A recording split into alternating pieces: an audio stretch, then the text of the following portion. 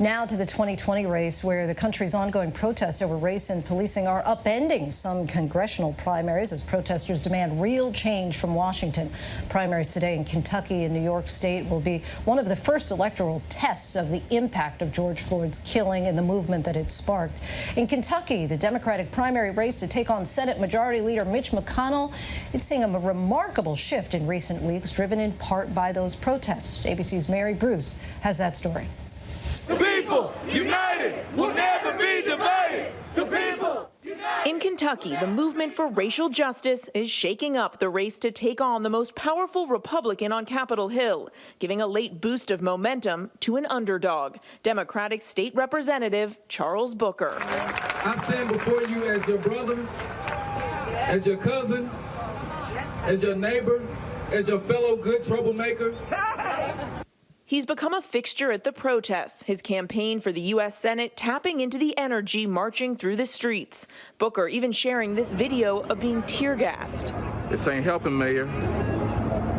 This ain't helping. Just weeks ago, it seemed the Democratic Party had all but decided on former Marine fighter pilot Amy McGrath as the best candidate to take on the Senate Majority Leader. Amy McGrath is our candidate. She's a strong candidate. She's giving McConnell a run for his money. She's Kentucky's best chance to move on from Mitch McConnell. But aboard Booker's campaign bus, the 35-year-old tells us he's poised to shock the political world.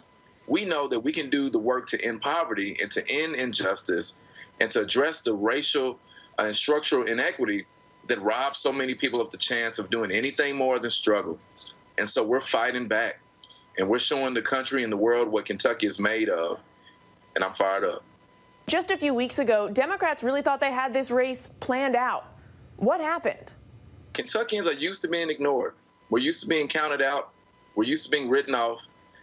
People talk about Kentucky. They talk at us. They tell us what we think. They tell us what we believe in, never listen to us.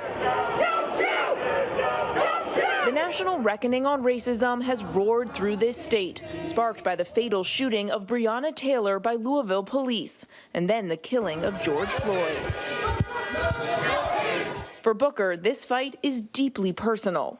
I carry a lot of trauma. I've had cousins murdered the last 4 years. And my cousin TJ was murdered on Easter Sunday in 2016. Was really good friends with Breonna Taylor. And it hurts. It hurts even right now. And I've used that pain. He says he's lived the struggle most politicians just talk about. I'm standing with them even when I got hit with tear gas myself.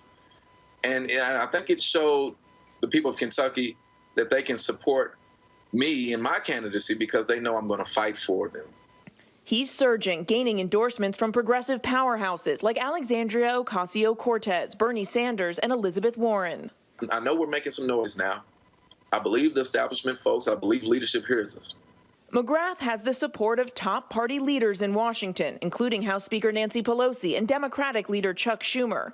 And she's raised more than $40 million to take on Mitch McConnell after narrowly losing her bid for a House seat in 2018.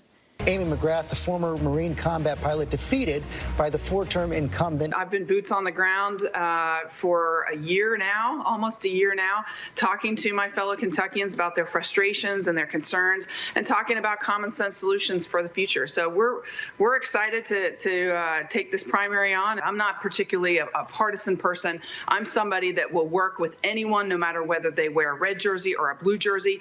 But in the midst of this movement, her critics say she's out of touch.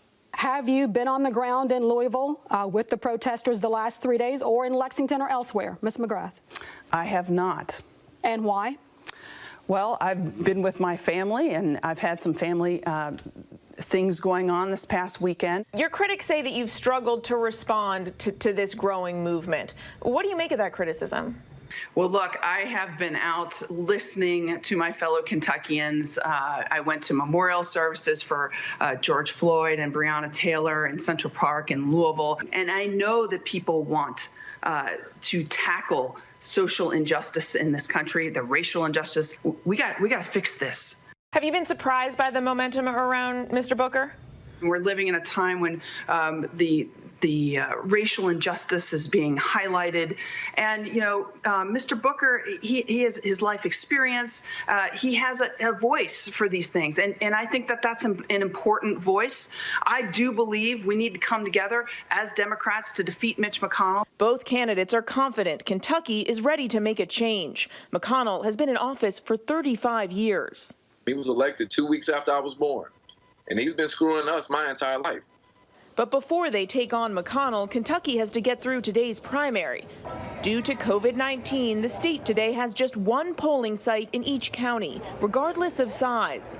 That's a 95% reduction, sparking concerns about potential voter suppression in large cities with more minorities. Even LeBron James speaking out, tweeting, "This is systemic racism and oppression. So angry, man." The state is also seeing a record number of people voting by mail. Counting all those ballots will take time. Results are not expected for another week. Today's just been special because it's my first time ever doing it. Results that may reflect how the country is rising to meet this moment. Hi, everyone. George Stephanopoulos here. Thanks for checking out the ABC News YouTube channel. If you'd like to get more videos, show highlights, and watch live event coverage, click on the right over here to subscribe to our channel. And don't forget to download the ABC News app for breaking news alerts. Thanks for watching.